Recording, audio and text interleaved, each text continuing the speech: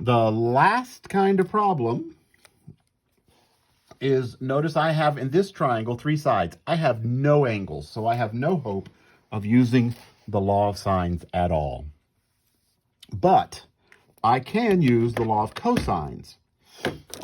Use the law of cosines when you don't have an angle. It can help you find an angle, or when you don't have the side angle pair, help you find the side you need.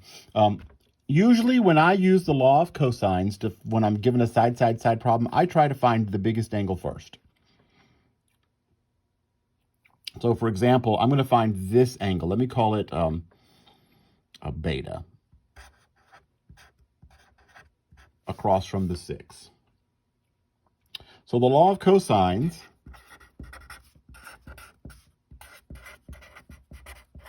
tells me that 6 squared is 4 squared plus 3 squared minus 2 times 4 times 3 times the cosine of the angle across from the 6. That's beta.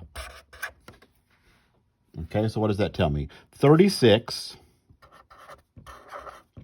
that's 16, that's 9, so 4 squared plus 3 squared is 25, minus, let's see, 2 times 4 times 3, that's 8 times 3, 24 cosine beta. If I subtract 25, what do I get? 11 is negative 24 cosine beta, and then divide by negative 24. Negative 11 over 24 is the cosine of beta.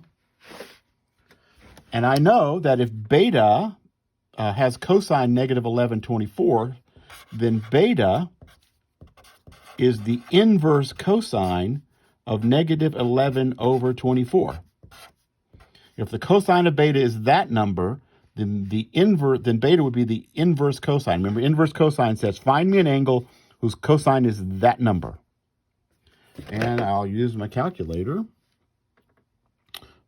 Inverse cosine of negative 11 over 24 is 117.28. Let's round it. Tells me that beta 117.28 degrees.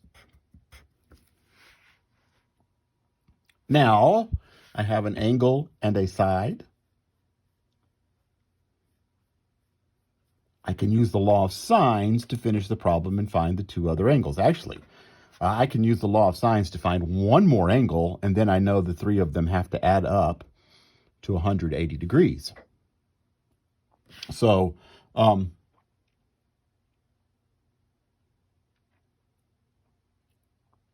we could finish this one with the law of sines.